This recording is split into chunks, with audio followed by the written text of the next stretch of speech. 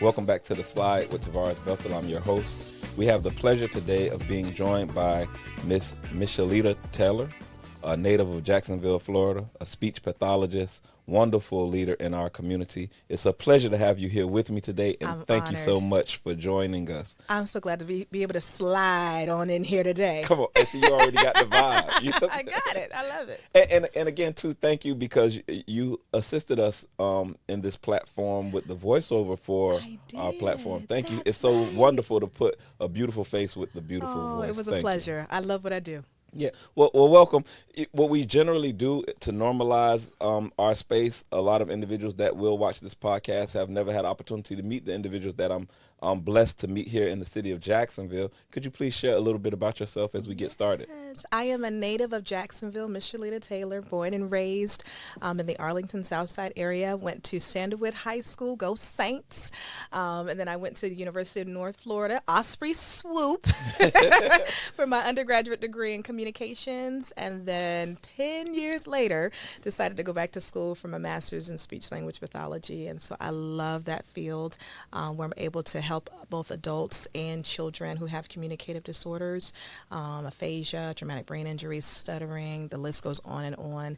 And right now, I am the reigning, as you can see, Miss Black Jacksonville, competing for Miss Black Florida next month. I'm incredibly excited to be able to bring the crown home. Come on, man. Come on. Hey, listen, Miss Black America will be from Duval Come County, on. Jacksonville, Florida. Yes, hey, we we calling speak our it. shot from here, man. That's it. Yeah, definitely. Well, listen, as we dive into our content for today, generally we try to understand where we are in as a continuum. We want to know something about the past, something about our present, and how we work towards a future.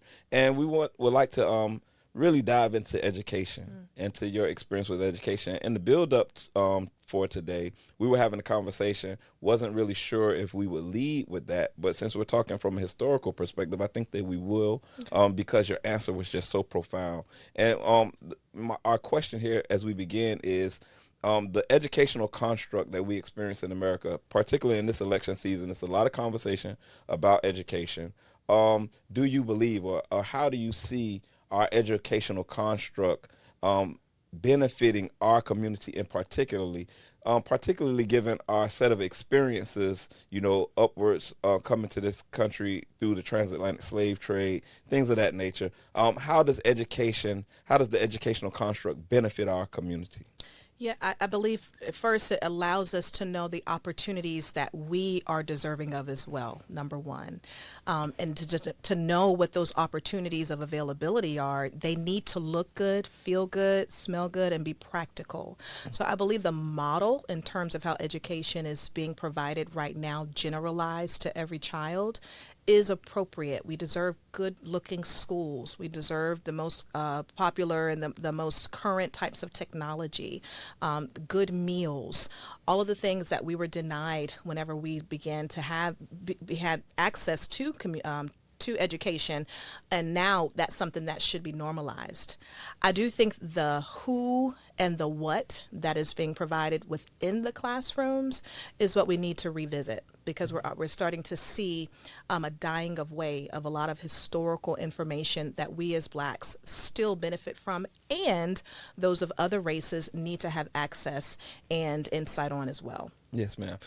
As I was sharing with you, coming from Miami, Florida, I dropped out of high school. I generally say I completed my formal education in 1993. I don't really Okay. call it dropping out. Yeah. I stopped attending school, but I didn't stop attending education. Right. Right. I'm a lifelong learner. However, my experience with education was a little difficult. The environment wasn't really such that it inspired me to continue to stay in that fight.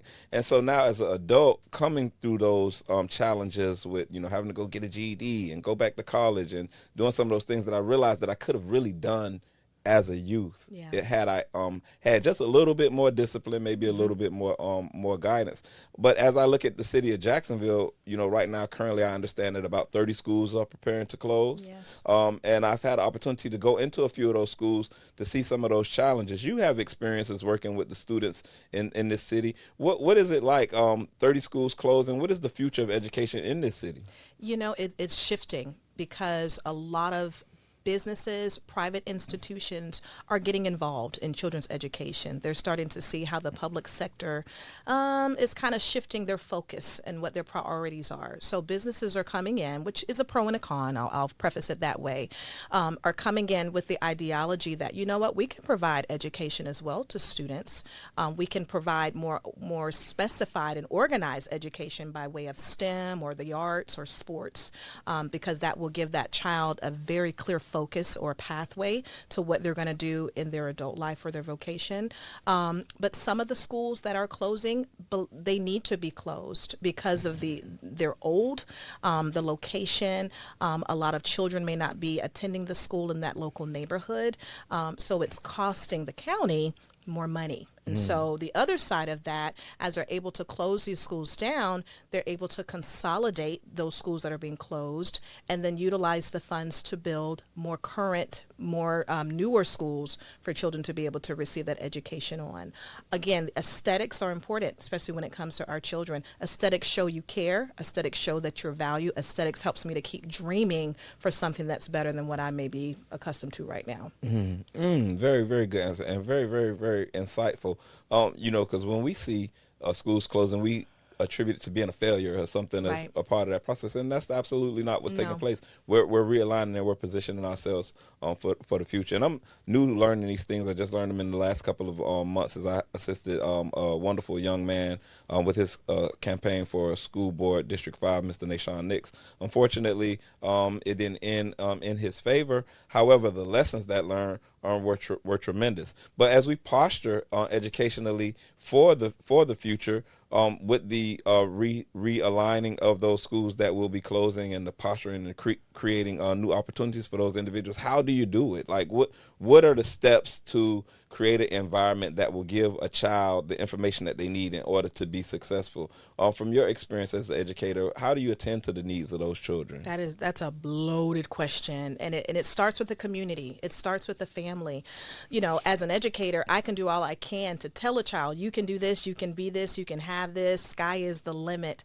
But then when you go back into an environment that doesn't look like that, doesn't sound like that, and not being reinforced, I'm literally saying that phrase over and over again every single day, because they're leaving my classroom, they're leaving my therapy room to go back into an environment that's not matching the words that I've said. So community involvement is super important, reminding the parents that they themselves can do and have better if desired, given resources and education as well. And then from there, parent can now pour into child and believe child can have just as much, and if not more, than mom, dad, whoever the family is, can have as well. Then they come to school believing who's feeding me, who's clothing me, who's abetting me, saying I can have better. Now I'm saying you can have better too. Now I know that what I give to you is something that's believable and it's attainable.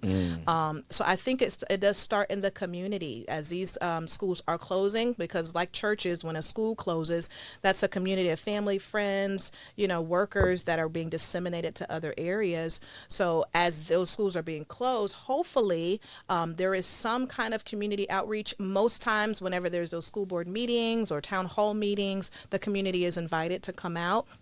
So they're giving information as to what the next steps are going to be. What is that going to look like for their community? And from there, we can start to kind of, provide information on the educational supports and strategies that our children will be able to benefit from when they get to their new school in a different area of town, because that's a lot of new for them as well. So it's really layered. It's layered, and it takes more than just the educator. It takes more than just who's in that building when the kid gets to school, because there's so many things that they had to, be succumbed to prior to getting into my classroom. I want to say maybe 20 years ago when I initially joined the military, I was taking a class that talked about the influences on children based on research that was conducted in the 1950s, which discovered that the greatest influence on children during that time period were parents, clergy, and entertainment. I want to say that same study that was conducted somewhere around the 80s discovered that it kind of had flipped, and that the greatest influence on children was was entertainment and other children, right? So my question for you is, as an educator, how much interaction did you have with parents? How much parental support did you see? Because you mentioned the importance of community in this process. Yes. What did you see in your experience as an educator when working with parents? Significant deficit. And it's sad, and depending upon what schools you work with, areas of town, different socioeconomic parameters that are involved, kind of highlighted those who could, because not to say that the parent couldn't or didn't want to, I should say that didn't want to be more involved or want to be more visible. But it had a significant impact on the outcome and the successes of children. When truancy is high, that's a red flag. Why is truancy high? Well, Johnny had to stay home to watch Cindy while mom went to work because nobody else could, take mom to work. No one else could watch the children or take the children to school. So guess what? You got to stay home. Yeah, you're only 10 years old, but she's 4. You can take care. Now you have 2 children that are not in the school. So the parental involvement, unfortunately, wasn't what I had hoped for.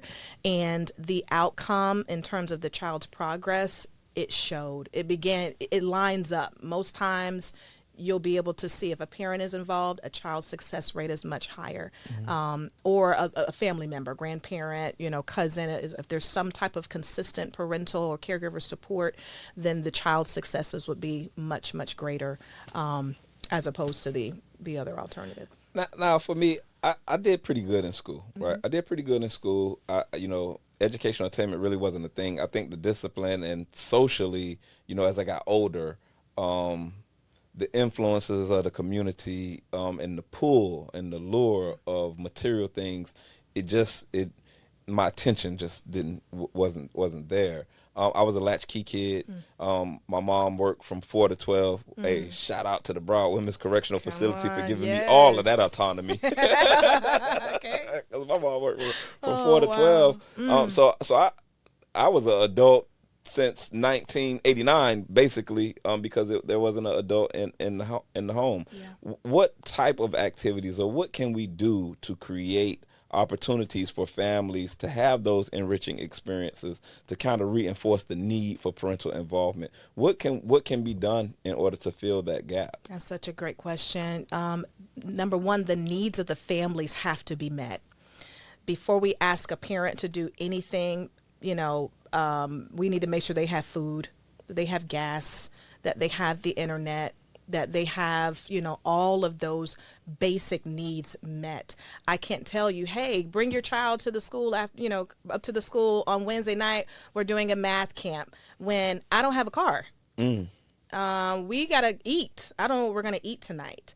So as much as I want my child to be at that math camp, I want to be at that, father-daughter dance tomorrow night. We don't have a dress, we don't have a car, we don't have the resources for our basic everyday needs to do more. So I would say make sure that the needs of the family are met, and making sure that we're being intentional with asking those questions, in a very respectful type of way, whether it be through a flyer, questionnaire, a phone call home. Hey, how are you doing? I sent a questionnaire out. Just want to know if you can fill that out. That way there is a level of privacy if the family desires that. And when those needs are met, then we can a little bit more confidently and just a hair more aggressively say, hey, we're having this event this Friday night. We noticed that, we were able to, in a matter of ways that we say it, we got this need met. You showed us this is what you would need in order to attend. So now this need is met. Okay, here's the agreement. We want you to bring your child and yourself here to this parent-student night so we can show you some incredible games that you can implement at home free of charge. So I would say that would be a way to effectively be able to implement programs of education for our children. That's important. It's important. We when we were children, it was Whitney Houston that sang that song where she said, "I believe the children are the I future." believe the children are future. Hey, Teach them well and let them lead the way. come on. That was one of the first songs I sang as a kid, so you got me. Hey, You Zeus, got me. I told you I was going to get a 16 out of. I told you I was going to get them 16, man. I You just look like this. did. Yes. But thank you. And I appreciate that. And so with that being said now, and we want to come back to education, and any educator that have an opportunity to view the podcast, Yes. take the Shout guidance, out. definitely praises to you, honor to you, but listen to the recommendations and some of the solutions provided by Miss Taylor, things that we can do to include the family in that environment. Because I grew up as a parent, I probably was the same type of parent that my parent was. Yeah. Certain things I didn't participate in. I was a pretty good kid. My kids brought home A's and B's. You bring home A's and B's, you don't have no drama out of me. Right. My mama said you're going to either be one or two things. She said you're either going to be loud and smart or dumb and quiet. And so I figured loud and smart was the way to go. But it's flipped now. You got the loud and dumb now, the quiet and smart. Listen, I go into some of these schools around here, and I was listening to some children talk the other day, and the kid was being real critical of members of the band. And now for me, as a child growing up, I was a member of the band, right?